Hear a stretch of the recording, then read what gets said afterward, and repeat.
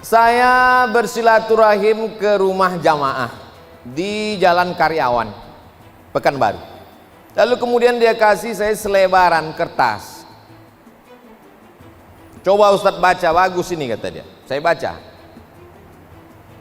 Di situ diceritakan kita makan apel.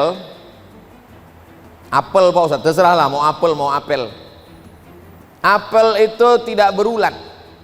Ternyata dia tidak berulat karena disemprot pestisida. Pestisida dicuci dengan sabun tidak mati.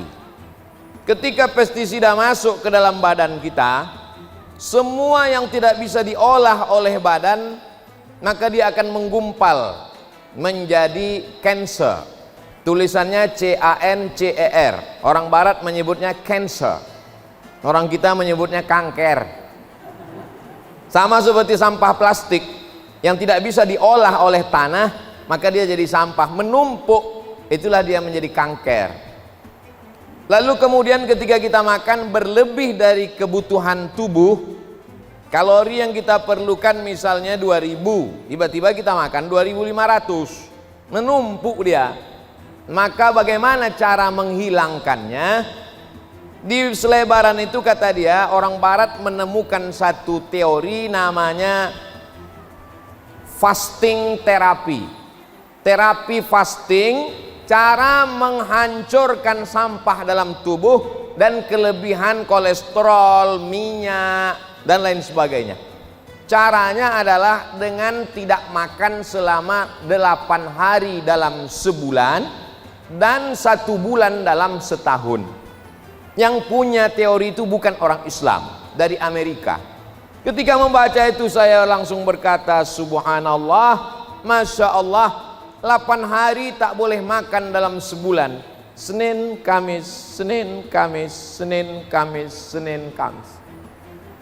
1 bulan dalam setahun, pas puasa Ramadan. Janji Allah, sanurihim ayatina, aku akan tunjukkan tanda-tanda kebesaranku melalui Muhammad sallallahu alaihi wasallam. Jadi orang barat menerima kebenaran Islam bukan dengan cara kita ledakkan kedutaan Amerika, bukan dengan menghancurkan, memusuhi, tapi menyebarkan ilmu pengetahuan.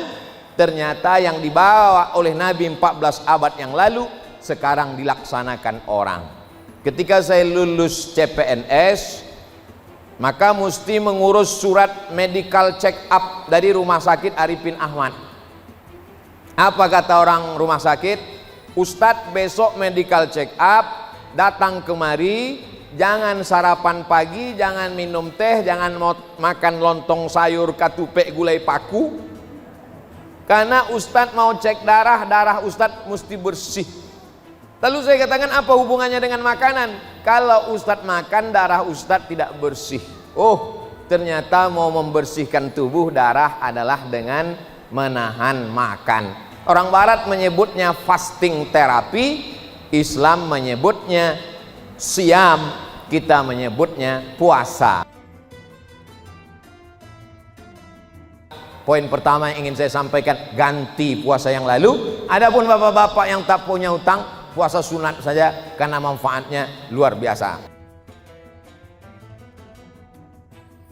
Poin yang kedua adalah malam nisfu Sya'ban menjadi keberkahan, maka hidupkanlah malam itu dengan banyak-banyak sholat sunat. Bangun malam yang pertama kali sholat sunat wudu, usolli sunnatal wudu raka'atain lillahi ta'ala. Habis itu sholat sunat taubat. Habis itu sholat sunat tahajud 8 rakaat. Habis itu sholat sunat hajat, mintakan hajat-hajat yang baik. Habis itu sholat sunat witir. Habis itu baca yasin. Sekali bagus, 3 kali lebih bagus. Setelah itu beristighfar, bersolawat, tidur. Jangan pula gara-gara tahajud nih sampai sembahyang subuh jam 7. Nah ini pun tak betul. Mesti ada skala prioritas. Yang penting malam itu nanti hidupkan dengan ibadah, zikir bagus, solawat bagus, istighfar bagus, la ilaha illallah bagus, subhanallah bagus, solat sunat bagus. Saya tak bisa solat sunat Pak Ustadz, kalau berdiri lutut saya sakit. Duduk baca Quran. Saya baca Quran pun tak bisa Pak Ustadz, asal nampak huruf ini berkunang-kunang. Pejamkan mata, berzikir la ilaha illallah 100, selawat 100, istighfar 100. Berzikir pun tak bisa, mati aja lah. Poin yang ketiga adalah membersihkan diri. Poin yang keempat, mari kita siapkan betul persiapan-persiapan Ramadan.